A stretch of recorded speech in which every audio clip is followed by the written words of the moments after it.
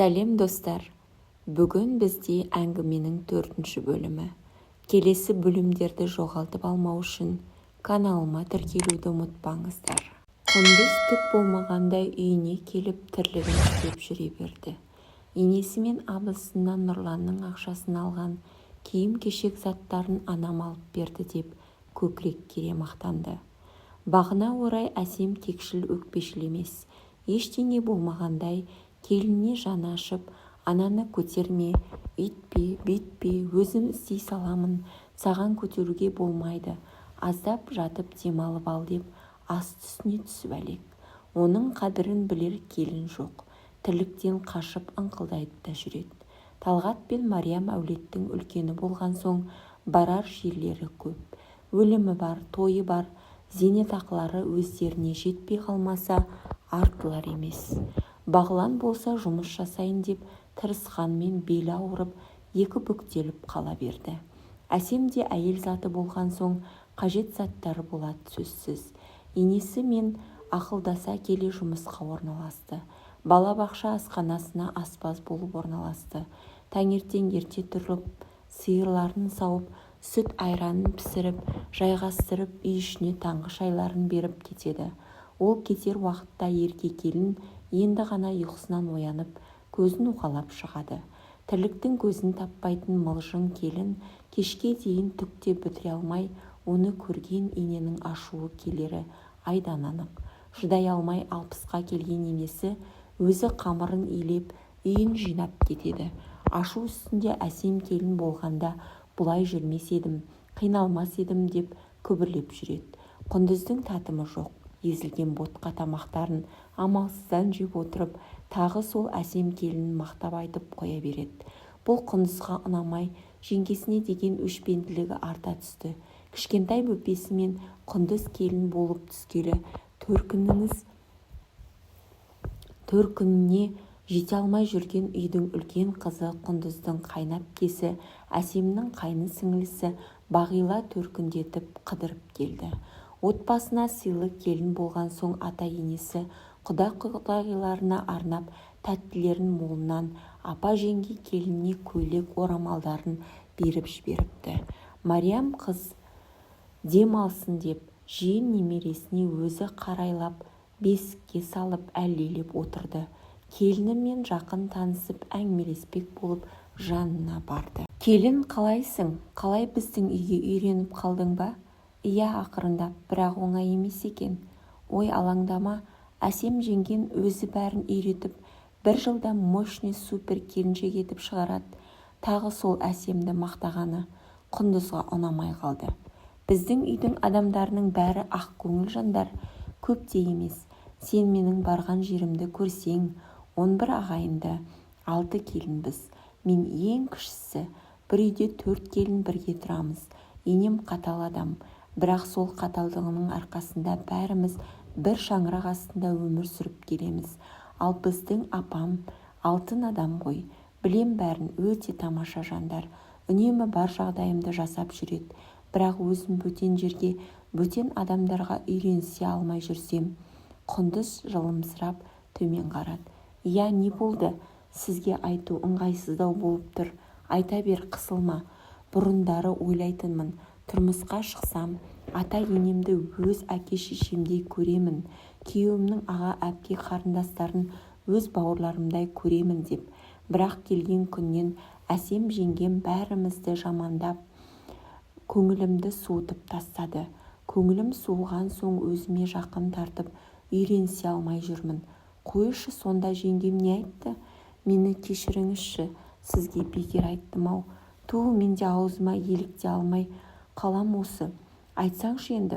Құндыз ештеңе айта алмас еді. Себебі Әсем ешбір жанды жамандаған емес болатын. Айтары жоқ, су айт келін әпкесінен құтылуға тырысты.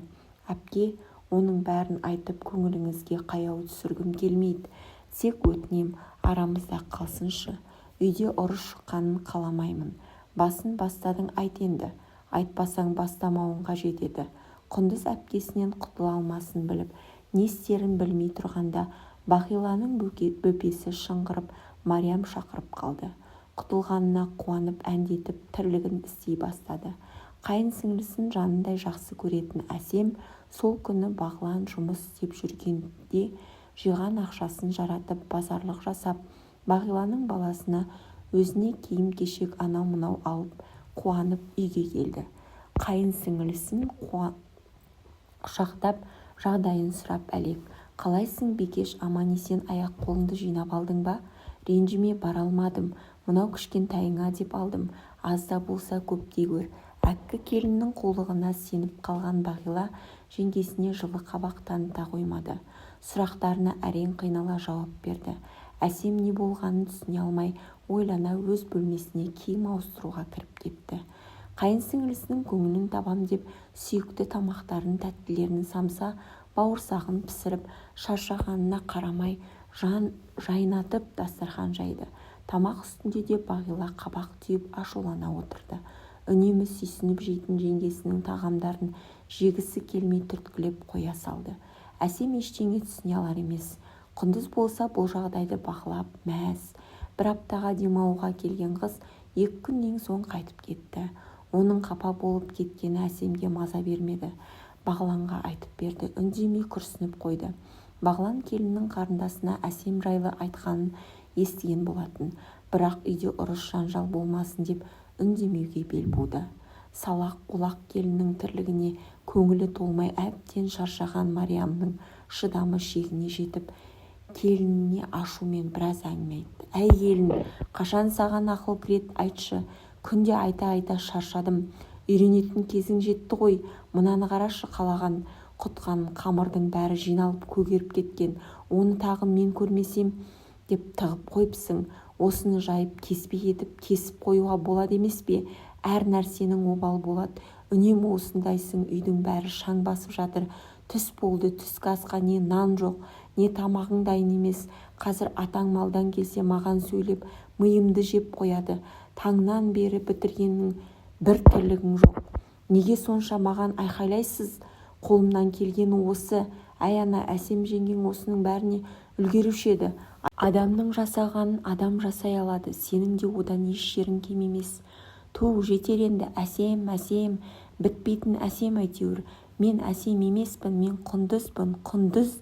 Бітпейтін күңкілдеулеріңізден әбден шаршадым, жақсы онда мен кетейін, Әсемдей тағы бір қыз тауып алып беріңіз балаңызға, мен саған кет деп тұрғаным жоқ, кит етсе кетем дей береді екесің, жаман қатын кетем деп қорқытады деуші еді, сенен қорқар мен жоқ, кетсең кет, қайтеміз енді, шаршаттың ғой адамды.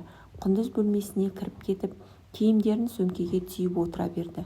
Бірер сағат өтіп ашу басылған енесі бөлмесіне кіріп келді. Затын түйіп жылап отырған келініне жақындап, сабыр мен ақылға шақырды. Келінжан, айналайын, қой, мен артық кеткен секілдімін. Сабырға кел, үлкен болған соң ұрсамын да. Мен айтпасам кім айтады саған? Тірлігіңді тиянақты жасап, тамақ-наның уақытылы дайын болса, саған кім ұрсады? Қой, заттарыңды жайына қой, үй болуға тырыс. Қолымнан келгенше жасап жатырмын ғой апа. Үнемі ұрса бересіз. Мен жасы келген, жүйкесі жұқарған адаммын. Сен жассың, мен сөйлегенде үндемей тыңдай салсаң болмайды ма? Басыңды изе де кете бер, сөйлеп қоямын ғой. Негізі Құндыздың мақсаты кету емес, жай енесін қорқыту болатын. Бұл жолы да мақсатына жетіп, енесі алдына жалынып келді. Енесін тыңдаған адамдай заттарын қайта орнына қойып, тым болмағандай тірлігін жасап жүре берді. Нұрасыл үнемі Әсемнің телефонынан YouTube арқылы мультфильм көріп жүретін. Әсемнің тарих уақыты бітіп, Нұрасыл түнде жылап, ақыры болмаған соң Нұрлан өз телефонын ұйықтағанша берді. Әсемнің айлық алуына әлі бірер апта бар болғандықтан, Нұрлан жеңгесінің телефонынан бірлік салып жіберді. WhatsApp желісі арқылы жеңгесіне бірлік салғанын айтып, хабарлама жазып жіберді. Нұрланның телефонын күнде ақтаратын әйелі осы бірлік үшін қырғын жанжал шығарды. Неге оған сен салуың қажет? Өзі жұмыс істеп жүрген жоқ па? Өзі салсын. Менің әрбір ісіме араласуды қойшы. Шаршатып жібердің бар ғой. Осы саған берген қанша мың ақшаның есебін сұрадым ба? боқтан өзгенің бәрін алып жаратасың. Неге алдың дедім бе? Сұрағаныңды беріп жүрмін. Саған енді не керек? Тыныштық берші, өтініш. Демек сені мазалап жүрмін бе? Менен жалықтың ба? Жалықтым дегенім жоқ. Күнде бір себеп тауып миымды жейсің. Онсыз да жұмыста неше түрлі адамдарға кезігіп жүйкем жоғарып әрең үйге жетем. Үйде сен тыныштық бермейсің. Түсінсеңші мені, мен үшін жұмыс істеп жүрген адамдай маған міндетсінесің бе? Қашанғы айтамын саған, біз бәріміз бір отбасымыз. Сен мен деген жоқ, кім не тапса бәрімізге ортақ. Өзіңе қажет ақшаңды алып отырсың, басқасына араласқанды қой. Сонда мен сен үшін ешкім емеспін бе? Жетер енді, шаршатып жібердің. Ұйқы бересің бе жоқ па? Нұрлан жастық көрпесін алып қонақ бөлмеге кіріп көрпені бүркеніп жата қалды. Астында төсеніште жоқ. Артынан Құндыз еріп келіп тағы маза бермеді. Айтпаған сөзі жоқ. Нұрлан ешбір жауап қатпай жата берді. Құндыз өз ісіне өкініп, Нұрланнан айырылып қалудан қорқып, мысықтай мияулап жалынуға көшті. Сонда да еш жауап ала алмады. Ақыры өз бөлмесіне барып WhatsApp желісі арқылы тоқтаусыз хабарлама жіберіп, түні бойы ұйқы бермеді. Нұрлан ол хаттарды оқып басын қатырғысы келмей, бәрін түгел өшіріп тастап, телефонын сөндіріп, есікті кілттеп ұйықтап тынықты. Таңертең ашуы әлі тарқамай, әйелі ұйқыдан тұрмай жатып, шайын ішпей жұмысқа кетіп қалды.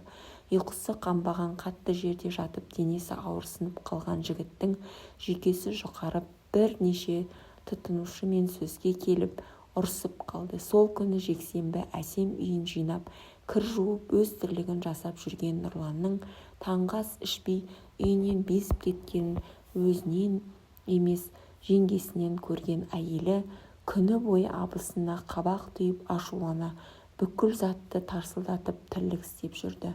Оның бұл қылығын әсем бірнеше рет байқаған. Мен үндемей жүре берді. Ақыры болмаған соң бөлмесіне кіріп кеткен келіннің артынан барып, не болғанын сұрамақ болған.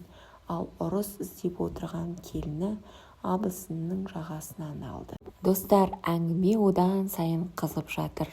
Келесі ең соңғы бөлімін тыңдау үшін каналыма тіркелуді ұмытпаңыздар. Келесі кездескенше.